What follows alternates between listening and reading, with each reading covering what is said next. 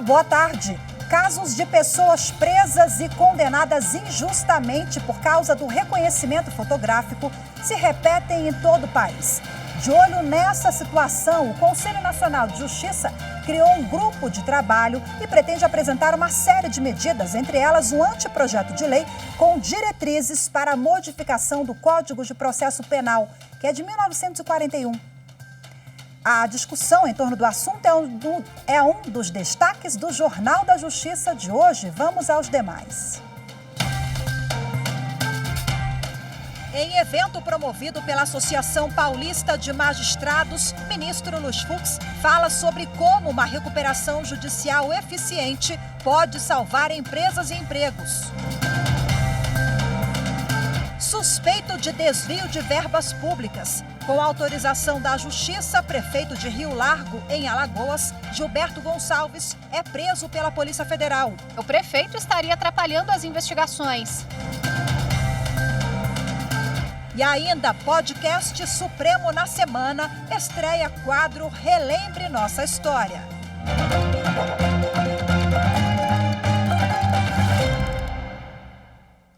O presidente do Supremo Tribunal Federal e do Conselho Nacional de Justiça, ministro Luiz Fux, participou hoje de um evento promovido pela Associação Paulista de Magistrados.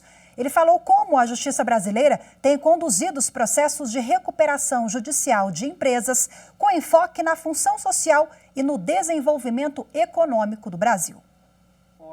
O ministro Luiz Fux participou pela manhã do seminário Insolvência e Direito Comparado Brasil e Estados Unidos, realizado pela revista Justiça e Cidadania. O evento pretende a troca de experiências entre o judiciário brasileiro e americano sobre a insolvência e recuperação judicial de empresas, principalmente pós-pandemia.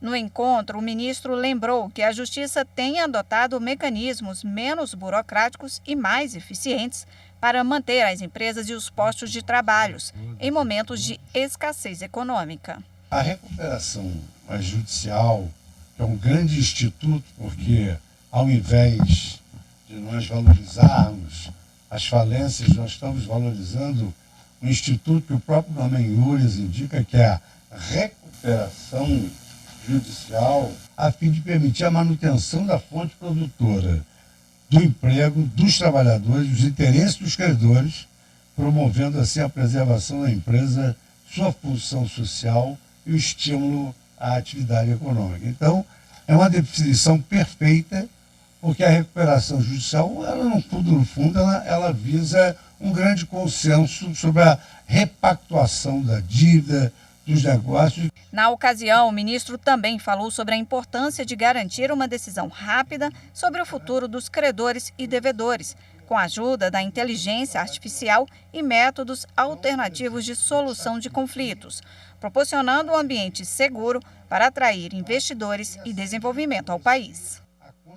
O Supremo Tribunal Federal decidiu, por unanimidade, invalidar uma lei estadual de Pernambuco que proibia prestadoras de serviços de telecomunicações a oferecer produtos adicionais juntos aos planos de telefonia, como, por exemplo, aplicativos pagos de jogos, horóscopos, notícias e cursos de idiomas. A ação foi proposta pela Associação das Operadoras de Celulares, a ACEL, e pela Associação Brasileira de Concessionárias de Serviço Telefônico Fixo, a Abrafix. O relator do caso, o ministro Nunes Marques, salientou que, embora não estejam entre os serviços de telecomunicações, essas propostas, quando comercializadas por operadora do setor, passam a ser fonte de receita para as prestadoras e que a limitação desses recursos por uma lei estadual configura ingerência no contrato de concessão celebrado entre a União e a concessionária. Nunes Marques disse que eventual proibição dessa natureza pode potencializar o surgimento de diferentes padrões de serviço em todo o país. O ministro explicou ainda que nos últimos anos a dinâmica dos serviços de telecomunicações mudou profundamente e hoje o telefone é um aparelho com múltiplas funcionalidades. O relator reconheceu que o problema da qualificação tributária dos serviços de valor adicionado é complexo, mas não deve ser resolvido mediante leis que proíbam a venda de produtos pelas concessionárias. O julgamento sobre a lei de improbidade é destaque no podcast Supremo na Semana. Essa temporada traz ainda como novidade o quadro Relembre Nossa História, que estreou com uma entrevista sobre a trajetória do ministro Teori Zavascki. A entrevista foi com Francisco Zavascki, filho do ministro do Supremo Tribunal Federal, Teori Zavascki. O ministro foi vítima de um acidente aéreo em 2017 e fez parte da corte por 4 anos. Nesta semana, Teori completaria 74 anos e foi homenageado no STF com o lançamento do livro Eis aí Suas Rosas, com depoimentos e a trajetória do magistrado. Ele foi uma pessoa benquista, fez, acho que, o trabalho da forma correta, e acho que para muito além das decisões judiciais, muitas delas importantes, marcantes, que ao longo da vida dele ele proferiu. Acho que a questão da conduta foi, talvez, para além da parte jurídica, o que mais ele deixou como exemplo, né? Uma pessoa serena, tranquila, ponderada, uma pessoa discreta e, ao mesmo tempo, um juiz muito técnico, muito firme e que não se abalou com as pressões. O podcast tratou ainda das recentes decisões da Corte, como a retroatividade da nova lei de improbidade administrativa e da tese fixada sobre o assunto. Outro destaque também foi a decisão pelo plenário virtual, na qual os ministros consideraram que a indenização por incapacidade ou morte dos profissionais de saúde por causa da pandemia de Covid-19 é constitucional. O ministro Alexandre de Moraes, do Supremo Tribunal Federal, deu 15 dias para a Polícia Federal analisar o teor de mensagens trocadas e identificar todos os integrantes de um grupo no Telegram, Caçadores de Ratos do STF. Esse grupo teria suposta relação com a investigação sobre Ivan Rejane Fonte Boa Pinto, investigado e preso em 22 de julho por publicar ameaças contra o ex-presidente Lula e ministros da Suprema Corte. A Polícia Federal prendeu na manhã de hoje Gilberto Gonçalves, prefeito do município de Rio Largo, em Alagoas. Ele está afastado do cargo desde o dia 11 de agosto, depois de ter sido alvo de mandados de busca e apreensão por suspeitas de desvios de verbas públicas. Gilberto Gonçalves foi preso por agentes da Polícia Federal na casa onde mora em Rio Largo. A Justiça autorizou o cumprimento de um mandado de prisão preventiva contra ele porque o prefeito estaria atrapalhando as investigações. O político já havia sido alvo de mandado de busca e apreensão na Operação Beco da Pecúnia em 11 de agosto. Segundo a apuração, ele estaria envolvido em crimes de desvio de recursos públicos federais, lavagem de dinheiro e organização criminosa. Após a operação, a Justiça determinou o afastamento de Gilberto Gonçalves do cargo. Durante a investigação, a Polícia Federal flagrou empregados de empresas contratadas pelo município entregando dinheiro a pessoas vinculadas à prefeitura. Os contratos eram para aquisição de material de construção, peças e serviços para veículos e teriam ocorrido de forma irregular. Entre 2019 e 2022, de acordo com o inquérito, foram realizados 245 saques na boca do caixa para tentar burlar o sistema de controle do Banco Central. Veja a seguir no próximo bloco, prisão baseada apenas em reconhecimento fotográfico. Vamos saber qual o entendimento do Poder Judiciário hoje dos tribunais em torno do assunto. Daqui a pouquinho, voltamos já. A TV Justiça ela é de fundamental importância para a sociedade, porque esclarece o direito de uma maneira bem simples. A sua equipe de jornalistas e produtores está habituada às questões do direito e assim consegue extrair dos entrevistados renomados juristas de todo o Brasil as informações mais atualizadas e precisas para o entendimento de todos.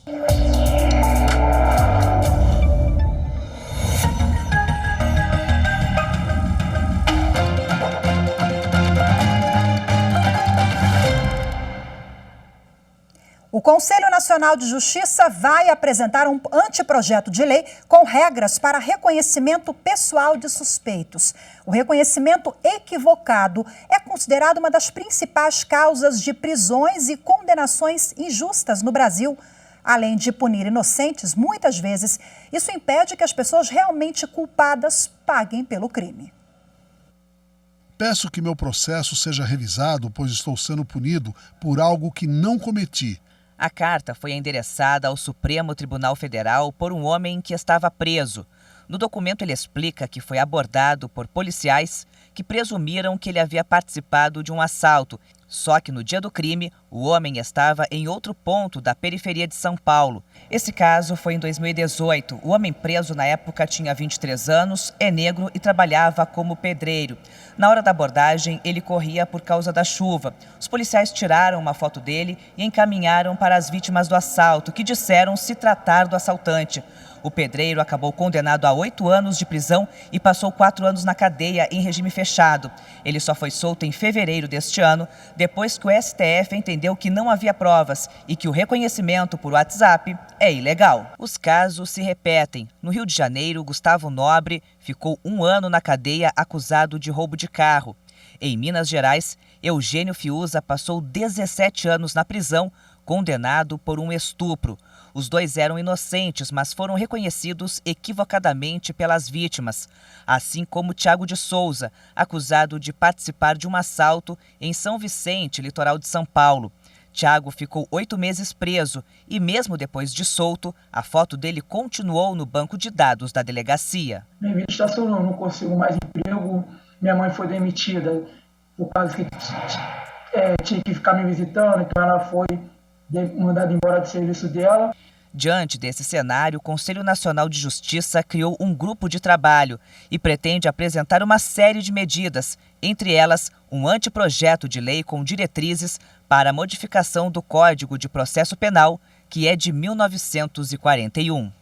A pessoa que tiver de fazer o reconhecimento será convidada a descrever a pessoa que deve ser reconhecida. A pessoa cujo reconhecimento se pretender será colocada, se possível, ao lado de outras que com ela tiverem qualquer semelhança, convidando-se quem tiver de fazer o reconhecimento a apontá-la. Na prática, isso não tem sido observado sempre. Nós verificamos que em muitos casos que chegam aqui ao STJ, por meio de habeas corpus, ou o delegado de polícia não faz este alinhamento de pessoas com características semelhantes, ou, o que é pior, muitas vezes já apresenta o suspeito perguntando à vítima se é efetivamente aquele que teria cometido o roubo. Uma pesquisa da Defensoria Pública do Rio de Janeiro revelou que 80% das pessoas acusadas injustamente têm prisão preventiva decretada e levam, em média, 1 ano e 2 meses para provar a inocência. Segundo a pesquisa, 96% dos acusados são homens. Desses, 63% negros. Existe vamos assim dizer, um estereótipo, muitas vezes, né, da pessoa que seria, vamos dizer assim, o criminoso, né? Seria, geralmente, né, um homem negro, uma pessoa mais pobre, né? Então, uma forma de a gente garantir, né, que ocorram menos condenações injustas, né, é você seguir exatamente aquilo que está estabelecido na lei. Bom, e agora, para a gente falar um pouquinho mais sobre o entendimento atual dos tribunais em torno do assunto, eu recebo aqui ao vivo conosco hoje o advogado Vitor Minervino. Seja muito bem-vindo. Boa tarde para o senhor. Olá, Rafaela. Boa tarde aos telespectadores. Esperamos ajudar em relação a um tema tão importante, tão sensível para a advocacia e para o processo penal brasileiro. Com certeza, é um tema também muito polêmico, né? Sobretudo nos últimos anos, onde a gente tem falado mais sobre esse assunto ganha publicidade, que bom, e até por isso o CNJ, o Conselho Nacional de Justiça, deve apresentar um anteprojeto para regulamentar a matéria. Mas o que diz hoje o artigo 226 do CPP? É autorizado? Bom, Rafaela, o 226 ele trata diretrizes muito amplas e, ao mesmo tempo, lacônicas em relação a esse procedimento. Então, ele estipula no 226 do CPP, inciso 1º ao 4º, o que deve ser realizado, o que deveria ser realizado em tese. Você primeiro chama a autoridade policial, principalmente, convoca a pessoa que deve realizar esse reconhecimento para que descreva de maneira minuciosa as características dessa pessoa.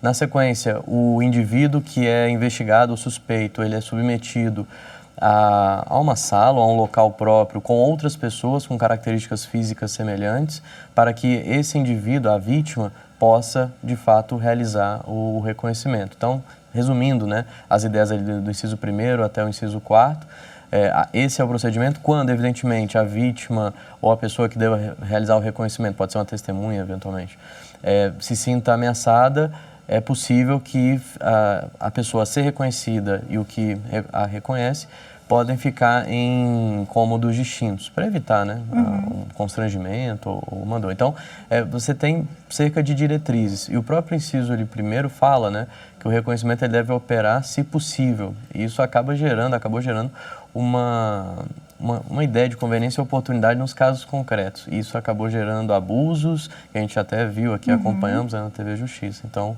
resumidamente, é isso. Só a fotografia, então? Jamais. Só a fotografia é considerada o quê? Um abuso? O processo pode provocar a nulidade do processo, por exemplo, quando a pessoa chega lá na delegacia e está ainda sob o calor das emoções, né? Apresenta uma fotografia só. A gente sabe que, infelizmente, na prática isso acontece. Isso não pode. Tecnicamente está errado, né? Tecnicamente está errado. O que seria o ideal, né?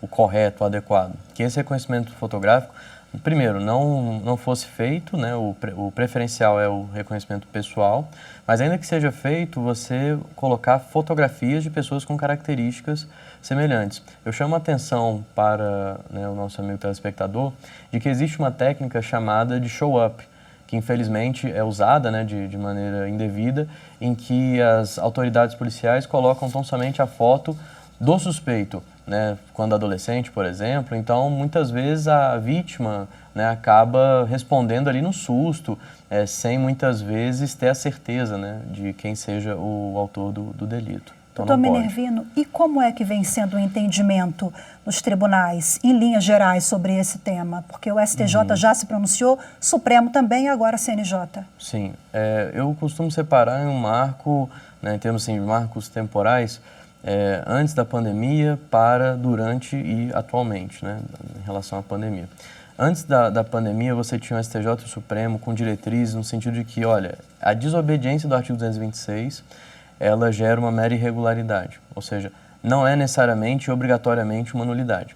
Esse entendimento ele passa a mudar, em especial com o aumento exponencial de injustiças relacionadas a reconhecimentos fotográficos que violavam, né, essas diretrizes do 226. Então, tanto o STJ como o Supremo, eles trabalham com novas diretrizes no sentido de que o 226 ele gera verdadeiras nulidades caso, né, o procedimento seja desobedecido.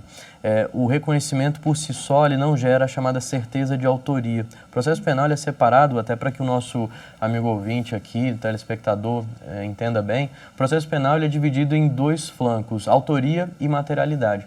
A partir do momento que você tem um reconhecimento fotográfico, isso por si só, ou pessoal, não vai gerar certeza que é o necessário para fins de condenação. Então, os magistradas, eles devem se assenhorar de outros elementos para fins de condenação. Então, são diretrizes básicas importantíssimas que visam, né, evitar abusos que têm sido cometidos, né, por todo o país e diariamente. Perfeito, muito obrigada pelas suas colocações, pelas suas informações e participação aqui conosco, viu? Boa tarde para o senhor, até a próxima. Boa tarde, Rafaela. Boa tarde para o nosso amigo, telespectador. Até a próxima.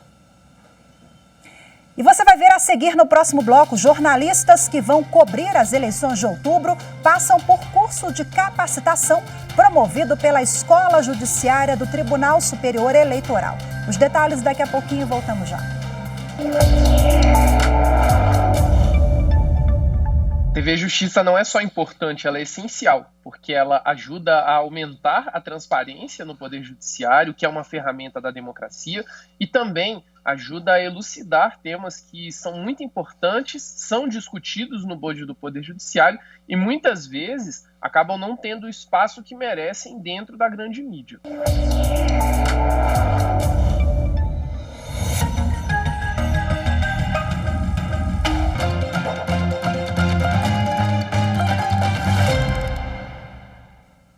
Começou hoje o curso de capacitação para profissionais de imprensa que vão cobrir as eleições em outubro. A iniciativa é promovida pela Escola Judiciária do Tribunal Superior Eleitoral e vai até a próxima segunda-feira.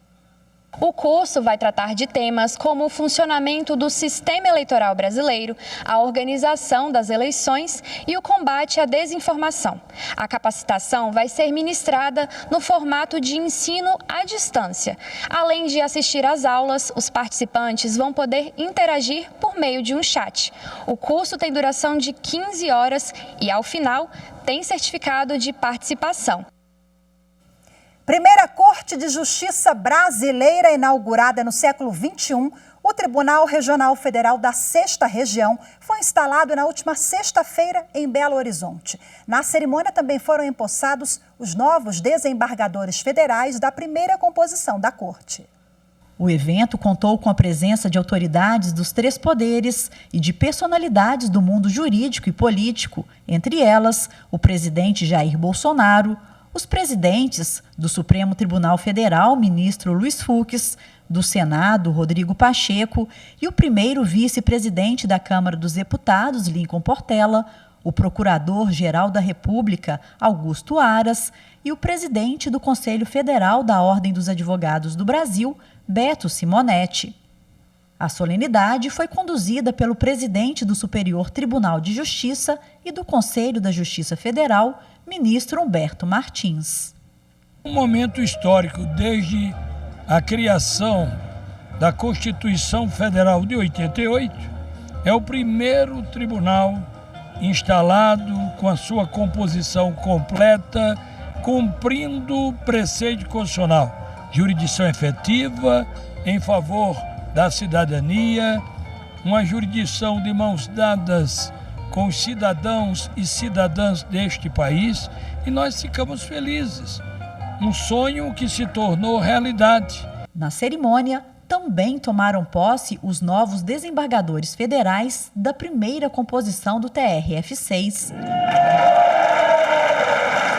Das 18 vagas existentes, uma já estava reservada à desembargadora Mônica Cifuentes, que integrava o Tribunal Regional Federal da Primeira Região e optou pela remoção para o novo tribunal. Os outros 17 desembargadores federais foram nomeados pelo presidente da República a partir das listas de candidatos formadas pelo Pleno do STJ. Mônica Cifuentes foi escolhida para presidir o novo tribunal no biênio 2022-2024. Para os cargos de vice-presidente e de corregedor-geral, foi eleito o desembargador Valisney de Souza Oliveira.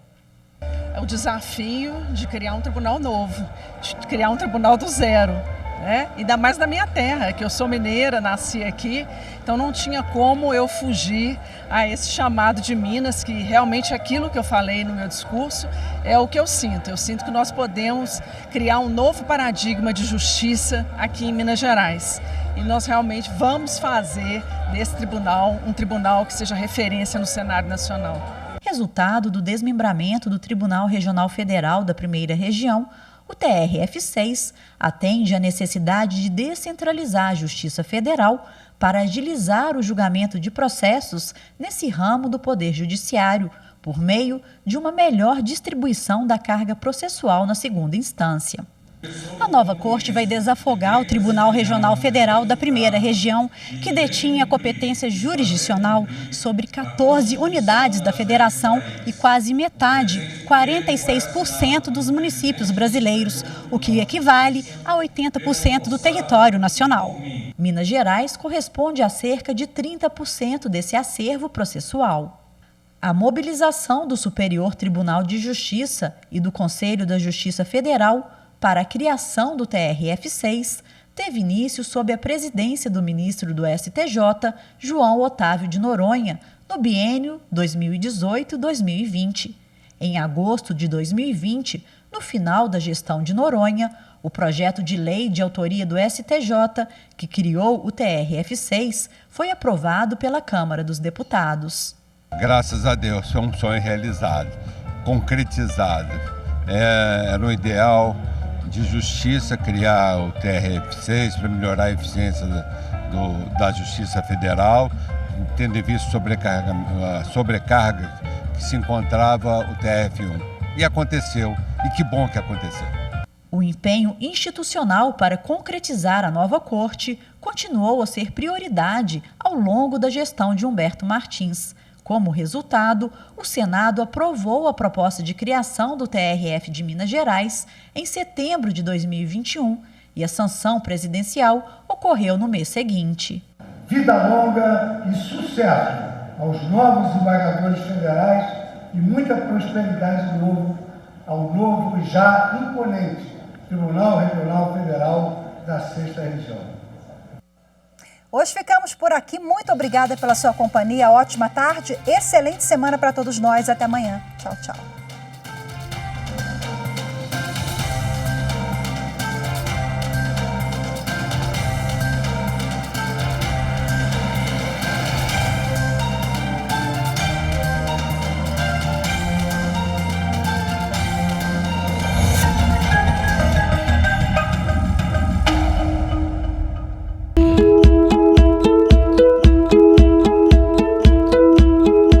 Olá, hoje eu estou aqui para falar sobre a ação popular, a ação do cidadão. É muito comum as pessoas perguntarem se elas podem mover alguma ação quando se depararem com um dano ao patrimônio público cometido por um agente público ou dano à moralidade administrativa. Sim, o cidadão possui o direito constitucional de ajuizar uma ação popular, que é a ação que objetiva justamente anular esse ato lesivo ao patrimônio público ou à moralidade administrativa.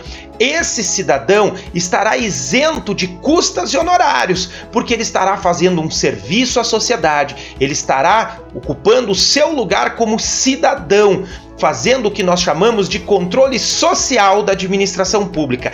Esta é a ação própria do cidadão brasileiro. Ela não pode ser ajuizada por pessoa jurídica e ela também não pode ser ajuizada por estrangeiro. Ela só poderá ser ajuizada por um brasileiro e que esteja na plenitude dos seus direitos políticos.